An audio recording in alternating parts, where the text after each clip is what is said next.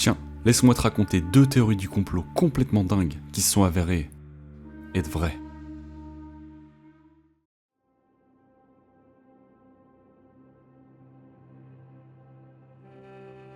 Juin 1978. Il est minuit passé. Tu viens de finir ton service dans le cabaret Hollywood à Tokyo, Japon. Comme d'hab, tu sors par la porte principale, prêt à rentrer chez toi. Sauf que là, ni tes collègues, ni ta famille ne te reverront jamais. T'as disparu, complètement volatilisé. Et ça, c'est exactement ce qui est arrivé à Yaeko Taguchi, une jeune mère célibataire de 22 ans. Et au début, à part sa famille, personne ne s'est vraiment inquiété. Même plusieurs années plus tard, quand la police interroge son patron, il dit « Je pensais juste qu'elle avait décidé de quitter son poste du jour au lendemain ». À l'époque, il y avait bien des rumeurs comme quoi des espions nord-coréens rôdaient au Japon pour kidnapper des gens. Mais tout le monde pensait que c'était de la paranoïa, une théorie du complot un peu farfelue. Alors, l'affaire de Yaeko tombe peu à peu dans l'oubli. Jusqu'à 10 ans plus tard, quand un truc énorme éclata. En novembre 1987, en plein préparatif des JO de Séoul, l'avion Korean Air Flight 858 explose en plein vol au-dessus de la mer d'Andaman, tuant 115 personnes. L'enquête révèle que 2 agents nord-coréens avaient planqué une bombe dans le compartiment des bagages et étaient descendus à la première escale à Abu Dhabi. Quand les autorités leur mettent la main dessus, l'un des agents met fin à ses jours à l'aide d'une capsule de cyanure cachée dans une cigarette. L'autre agent, une femme, tente de faire la même chose, mais survit et le gouvernement sud-coréen la capture.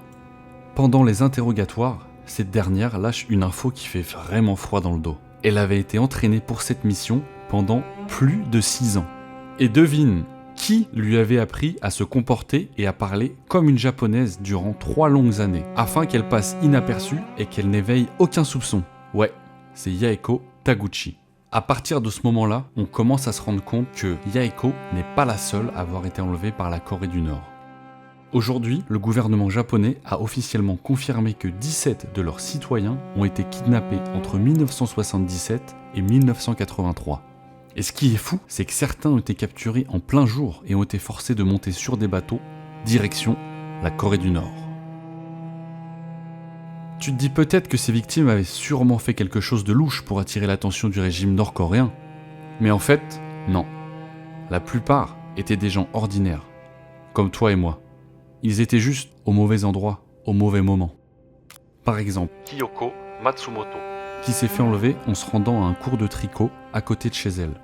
Bon ok, tu fais peut-être pas du tricot, mais ça t'arrive de partir en vacances à l'étranger, non ? Keiko Harimoto, elle a été enlevée pendant ses vacances en Europe. Megumi Yakota, une fille âgée de seulement 13 ans, kidnappée en rentrant de l'école. En gros, certaines personnes étaient enlevées pour leur voler leur identité, et d'autres, comme Yaeko, étaient forcées d'enseigner le japonais aux espions nord-coréens. Quand le Japon a fini par prouver certains de ces enlèvements, la Corée du Nord a dû admettre ses actes et présenter des excuses en affirmant qu'il y avait seulement 5 survivants parmi les personnes enlevées.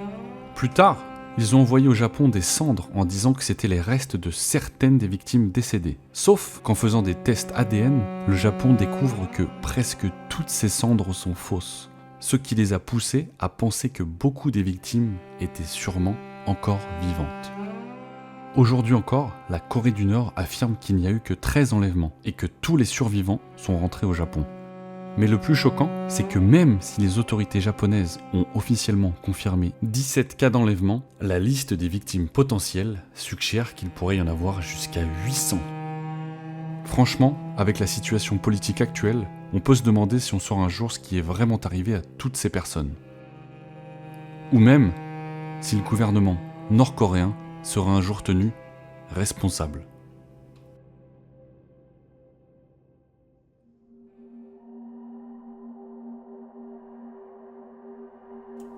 T'es pas prêt pour celle-là. Dans les années 70, la CIA a développé un pistolet à crise cardiaque. Ouais, ça a l'air complètement fou, mais attends que je te raconte. Donc, il y a ce journaliste qui sort un article dans le New York Times. Il accuse la CIA de tenter des assassinats contre des politiciens anti-guerre, que ce soit aux États-Unis ou à l'étranger. Ça fait tellement de bruit que le Sénat américain lance une enquête.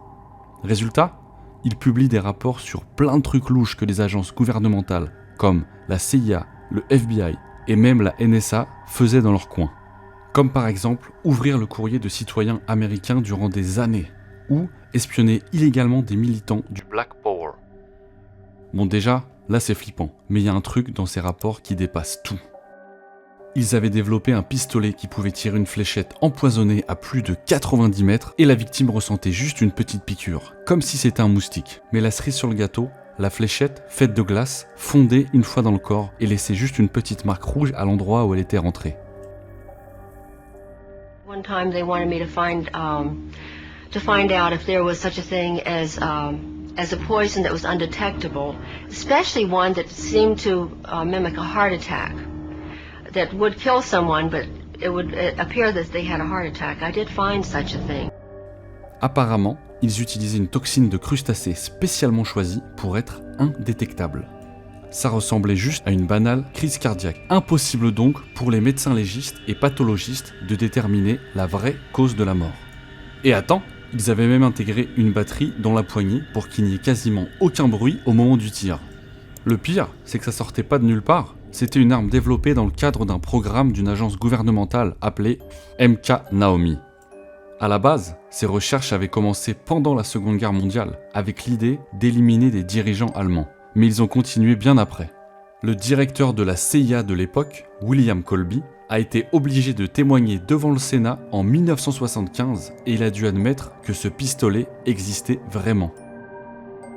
Le truc dingue, c'est qu'on ne sait toujours pas s'ils l'ont utilisé pour de vrai. Colby a affirmé que « C'était uniquement pendant des expériences.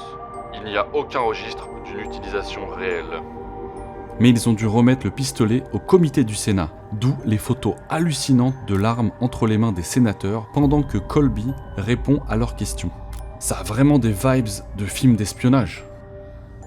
Et je me dis que si l'enquête n'avait pas eu lieu, ils auraient sûrement continué à utiliser ce truc pour qui sait quoi.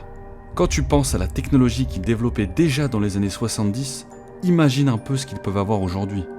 Et le plus dérangeant dans tout ça, lors de cette audience, c'est la seule fois où le pistolet à crise cardiaque a été montré publiquement. Depuis, silence radio. On ne sait même pas ce qu'il est devenu et qui sait si c'est la seule et unique arme de ce genre.